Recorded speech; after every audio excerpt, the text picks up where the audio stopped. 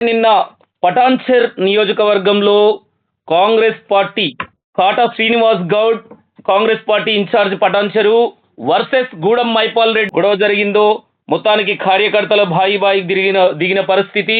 కానీ అక్కడ గూడెం మైపాల్ రెడ్డి మాత్రం నా ఆఫీస్ మీద దాడి చేయించింది కాటా శ్రీనివాస్ గౌడే అని తను బహిరంగంగా ప్రకటించడం. మొత్తానికి అక్కడ మొదటి నుంచి కాంగ్రెస్ పార్టీ కాటా శ్రీనివాస్ గౌడ్ గా ఉన్నారు. అసలు ఏం జరిగింది అనేది పూర్తి వివరాలు తెలుసుకునే ప్రయత్నం చేద్దాం. పటాన్చెరు కాంగ్రెస్ పార్టీ ఇన్ఛార్జ్ కాటా శ్రీనివాస్ గౌడ్ ప్రస్తుతం మనతో ఫోన్ లైన్ లో అందుబాటులో ఉన్నారు. తన మాటల్లోనే తెలుసుకునే ప్రయత్నం చేద్దాం. శ్రీనివాస్ గౌడ్ గారు నమస్తే. నమస్తే అన్న, చెప్పండి. నిన్న పటాన్చెరులో మీ కాంగ్రెస్ పార్టీ అంటే కాంగ్రెస్ పార్టీలోకి వచ్చారు ఎమ్మెల్యేగా, మరి మొత్తానికి గొడవ జరిగింది, అక్కడ తన ఆఫీస్ మీద దాడి జరిగింది, దాని వెనుక మీరే ఉన్నారని ఆరోపిస్తున్నారు, ఏమంటారు? అంటే దాని కాంగ్రెస్ కార్యకర్తల దాడి కాదు, అది వాళ్ళ ఆవేదన. అది ఇప్పుడు కాంగ్రెస్ కార్యకర్తలు ఒక ఆవేదన. 10 సంవత్సరాల నుంచి జెండా మోసి ఈయననే ఆ రోజు బీఆర్ఎస్ పార్టీలో ఎమ్మెల్యేగా ఉండి అనేక రకాలుగా రాజీ రంపాన పెట్టినటువంటి పరిస్థితి అందరికి కూడా, కార్యకర్తలకి అందరికి జరిగిన విషయం ఇదంతా. అయితే దాని తర్వాత వచ్చినాక కూడా తన వైఖరి ఎక్కడ మార్చుకోవట్లేడు. ఎక్కడ కూడా నీకు కాంగ్రెస్ కార్యకర్తలను ఎక్కడ కూడా పిలిచే పరిస్థితి లేదు. ఎక్కడ కూడా కనీసం ఏ ఇనాగ్రేషన్ కి మున్సిపల్ ప్రెసిడెంట్ లో, మండల్ ప్రెసిడెంట్ లో, డివిజన్ ప్రెసిడెంట్ కూడా కనీసం ఇంటిమేషన్ చేసే పరిస్థితి లేదు. ఆయన ఏ విధంగా అయితే బీఆర్ఎస్ పార్టీలో ఎమ్మెల్యే కొనసాగినప్పుడు ఏదైతే టీఆర్ఎస్ లో చెప్పుకుంటూ వాళ్ళ మండల్ ప్రెసిడెంట్లకు లేకపోతే వాళ్ళకు ఉన్న కార్యకర్తలకు ఏ విధంగా అయితే నడిపించుకున్నాడో అదే మాదిరిగా ఈ రోజు వ్యవహరిస్తా ఉన్నాడు. కానీ నిరసనగా మన బొల్లారంలో జరిగిన ఇష్యూ, బొల్లారంలో ఇష్టం ఉన్నట్టు చెప్పలేదు. ఎందుకు చెప్పలేదు అన్నప్పుడు ఒక పెద్ద మనిషి తరహాగా ఎమ్మెల్యే గారు ఆయన పిలిచి సదుమని ఇచ్చుకొని, సరే ఇంకేదైనా రిపీట్ కాదు, లేకపోతే ఏదైనా తప్పు జరిగింది దాని ఏమైనా సరిదిద్దుకుంటాం అనే విధంగా మాట్లాడాలి. కానీ ఆయననే కుస్తీ పోతా ఉన్నాడు చిన్నపిల్లగాని లేక, చెంగ దుంపుట, గన్మెన్లు ఆపే పరిస్థితి. అది కరెక్ట్ అయిన వైఖరి కాదు కదా. దానికి నిరసనగా నిన్న తెలియజేసిర్రు. దాంట్లో భాగంగానే వారం రోజుల సంది ముఖ్యమంత్రి ఫోటో ఎక్కడ కూడా నీకు పెట్టుకునే పరిస్థితి లేదు, ఆయన కడవ వేసుకునే పరిస్థితి లేదు. ఎందుకు మా ముఖ్యమంత్రి ఫోటో ఏ ప్రభుత్వం ఉన్నప్పుడు ఆ ప్రభుత్వం ముఖ్యమంత్రి ఫోటో పెట్టాలి కదా క్యాంప్ ఆఫీస్లో. క్యాంప్ ఆఫీస్ అంటే ఏంది? ప్రజాపాలన, అది ప్రజల సొమ్ము, అది ప్రజల సొమ్ముతో కట్టింది, గవర్నమెంట్ కట్టింది. అది దాంట్లో భాగంగానే ఫోటో పెట్టడానికి వెళ్ళారు అంతే తప్ప దాని వేరే ఉద్దేశం కాదు. కానీ ప్రధానంగా మీరే ఉసిగొల్పారు కార్యకర్తల్ని అనేది తను బహిరంగంగా చెప్తున్న విషయం. ఇప్పుడు ఎవరేం చిన్నపిల్లలు కాదు. ఈరోజు అందరికీ అన్ని అవగాహనలు ఉన్నాయి. 10 సంవత్సరాలతో నేను పెట్టిన రాశి రంపాన పెట్టి ఏ విధంగా అయితే నన్ను ఇబ్బంది పెట్టిండ్రో, కార్యకర్తలు ఏ విధంగా అయితే ఎమ్మెల్యే అధికారం ఆ రోజు బీఆర్ఎస్ పెట్టుకొని ఏ విధంగా దాడులు చేయించిండో అది అందరికీ తెలుసు. సరే నువ్వు వచ్చినాకనైనా మారుతావేమో అంటే ఇప్పటి కూడా మారకుండా ఇప్పటి కూడా అదే విధంగా అణచివేసే పరిస్థితి కార్యకర్తలను చేస్తే ఎవరెందుకు ఊకుంటారు? మరి ఇదే విషయం మీద మీరు ఒక కాంగ్రెస్ పార్టీ ఇన్ఛార్జ్ గా ఉన్నారు శ్రీనివాస్ గౌడ్ గారు, మరి అధిష్టానం దృష్టికి ఎప్పుడైనా తీసుకెళ్లే ప్రయత్నం చేశారా మీ పార్టీ పెద్దల దృష్టికి? ఈ గతంలో కూడా నీకు 1.5 month బ్యాక్ కూడా నేను గాంధీభవన్ వెళ్ళి చెప్పడం జరిగింది. ఇలాంటివన్నీ అప్పుడు ఏవైతే పోలీసు వాళ్ళని పెట్టుకొని ఈ కాంగ్రెస్ వాళ్ళని మొత్తం ఏ విధంగా అయితే మొత్తం అంచివేసిర్రో, ఏ విధంగా అయితే కేసులు పెట్టి దాడులు పెట్టి బెదిరించిర్రో అదే వాళ్ళని మళ్ళీ తీసుకొచ్చి రీపోస్టింగ్ చేసుకున్నాడు ఆయన. ఇది ప్రమాదంలో పడిపోతుంది కాంగ్రెస్ పార్టీ. ఈయన పథకం ప్రకారమే కాంగ్రెస్ పార్టీని అంచివేయడానికి వచ్చిందని కూడా చెప్పిన. నేను వెళ్ళి మీడియాలో కూడా చూసిర్రు. నేను మాట్లాడినా, చెప్పినా, పిసిసి గారికి చెప్పినా, జిల్లా మినిస్టర్కి చెప్పినా, ఇన్ఛార్జ్ మినిస్టర్ గారికి చెప్పినా, జిల్లా మినిస్టర్ గారికి చెప్పినా, అందరికి చెప్పినా.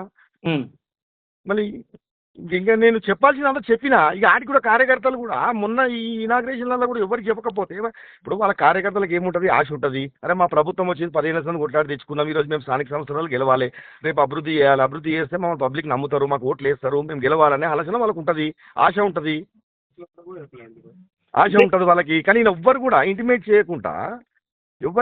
చేయకుండా నేను నా ఇష్టం నాటి చేసుకుంటూ పోతా, నేను ఎవరిని చెప్పేది లేదు అని చెప్పి ఆయన వైఖరి అట్లా ఆ విధంగా ప్రవర్తిస్తే ఎట్లా? కానీ మైపాల్ రెడ్డి వర్గం ఆరోపణలు ఎలా ఉందంటే కాటా శ్రీనివాస్ గౌడ్ని మర్చిపోయే ప్రమాదం ఉంది అక్కడ ప్రజలు, అందువల్లనే అక్కస్తోటే తట్టుకోలేక మా మీద దాడులు చేయిస్తున్నాడు, ఉసిగొల్పుతున్నాడు అంటున్నారు. ఇప్పుడు కాటా శ్రీనివాస్ గౌడ్ అనే వ్యక్తి ఒక నికాసమైనటువంటి కాంగ్రెస్ పార్టీ కార్యకర్త. నువ్వు 10 ఏళ్ల సంధి నువ్వు ఇష్టానుసారంగా ఎన్ని బెదిరింపులు చేసి ఎన్ని కేసులు పెట్టినా ఎక్కడ బెదరలే కదలలే. నా పదవి, సర్పంచ్ పదవి కూడా నన్ను తీసేసి పార్టీలోకి రమ్మని చెప్తే నేను రాకపోతే నన్ను పదవి తీసేసినా కానీ నేను పదవి త్యాగం చేసిన తప్ప పార్టీ జెండాను వదలలే నేను. ఈ రోజు ఈయన ఒడిదొడుగులకో, ఈయన చెప్పే మాటలకో ఎవడు భయపట్టోడు లేడు. ప్రజలకు అందరికీ తెలిసి కాటా శ్రీనివాస్ గౌడ్ అనే వ్యక్తి ఏ విధంగా నిజాయితీగా ఉండి ఏ విధంగా నికాసమైనటువంటి కాంగ్రెస్ కార్యకర్తలు అందరికి తెలుసు. నా ఉనికిగా పెట్టకపోయేదేముంది? నిన్న చూసినారు కార్యకర్తల ఆవేదన, 1000 మంది రోడ్డు మీదకి ఎక్కే పరిస్థితి. ఇక జరుగుతున్న సంఘటన ఎవరో చిన్నపిల్లగాళ్ళకి ఒకటి చెప్తే ఎవరు ఉరుకులాడి చేసేది కాదు కదా. అది వాళ్ళందరూ ఆవేదన వ్యక్తం చేసేది. ఈయన వల్ల పార్టీ నష్టపోతున్నది, ఇబ్బందులు పడబోతున్నది, దీన్ని కాపాడమని చెప్తా ఉన్నారు. సేవ్ పటాన్చేరు కాంగ్రెస్ అని చెప్తా ఉన్నారు వాళ్ళందరూ. శ్రీనివాస్ గౌడ్ గారు ఈ రోజు నిన్న జరిగిన ఇన్సిడెంట్ నిన్ననే జరిగింది. ఈ రోజు రాష్ట్ర ముఖ్యమంత్రి దావోస్ పర్యటన నుంచి వచ్చారు. ఇప్పుడే గూడెం మైపాల్ రెడ్డి కూడా వెళ్ళి రాష్ట్ర ముఖ్యమంత్రిని కలవడం జరిగింది. దీన్ని మీరేమన్నా ముఖ్యమంత్రి దృష్టికి తీసుకెళ్లే అవకాశం ఉందా ఈ గొడవని? తప్పకుండా ఆయన వర్షన్ ఆయన చెప్తాడు. ఇక్కడ కార్యకర్తల వర్షన్ చెప్పడానికి నేను రిప్రజెంటేటివ్ గా ఉన్నా, నేను చెప్తాను. నా వర్షన్ కూడా చెప్తా. ఆల్రెడీ ఒక కమిటీ చేసారు. ఆ కమిటీ మొత్తం కూడా రేపు ఎల్లుండో వస్తారు. వచ్చిన తర్వాత కూడా ఏం జరిగింది ఏందనే దాని మీద కూడా ఎంక్వైరీ ఉంటుంది కదా. ఈయన భాగవతం ఎట్లుందో తెలుస్తుంది కదా కాంగ్రెస్ పార్టీకి కూడా. ఈయన ఏం చేస్తుండో, ఇట్లా కాంగ్రెస్ పార్టీని డెవలప్ చేస్తుండా లేకపోతే కథం పట్టిస్తుండా అనేది కూడా తెలుస్తుంది కదా. ఈరోజు ఆయన స్వయంగా ఆయన ముఖ్యమంత్రి ఫోటో పెట్టుకోవాలి కదా అంటే నా ఇష్టం కూడా పెట్టుకుంటా, లేకపోతే లేదంటాడు ఆయన. ఆయన తీరు ఆయన మాటలలోనే తెలుస్తుంది కదా ఆయన ఎంత లాయల్టీ ఉన్నాడు పార్టీకి అని. అంటే ఫైనల్ గా మీరు మీ పార్టీ చెప్పండి. ఫైనల్ గా మీ పార్టీ కార్యకర్తలకు, పటాన్చేరు కార్యకర్తలకు, ప్రజలకు, కాంగ్రెస్ పార్టీ అధిష్టానానికి ఏం చెప్పదలుచుకున్నారు? మీరు ఒక కాంగ్రెస్ పార్టీ సీనియర్ నాయకులుగా ఉన్నారు. నేను పటాన్చేరు నియోజకవర్గ కాంగ్రెస్ పార్టీ కార్యకర్తలకు ఒకటే చెప్తా ఉన్నా, కాంగ్రెస్ పార్టీ కార్యకర్తలు ఏది మంచి చేసినా చెడ్డ చేసినా బాధ్యత కాటా శ్రీనివాస్ గౌడే.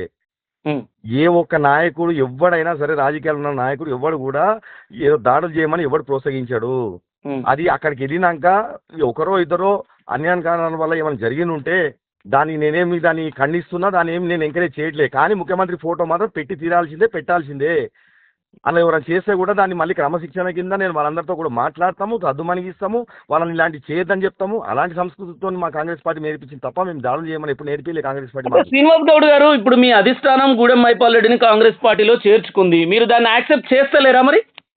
ఇప్పుడు ఆయన చేర్చుకున్నప్పుడు కూడా నాకు ఎప్పుడు కూడా ఆయన ఇంటిమేట్ చేయలేదు. ఇప్పటి వరకు కూడా ఆయన నాకు ఇంటిమేట్ చేయలేదు. నేను ఎప్పుడు కూడా ఏ విషయంలో కూడా నాకు చెప్పలేదు ఆయన.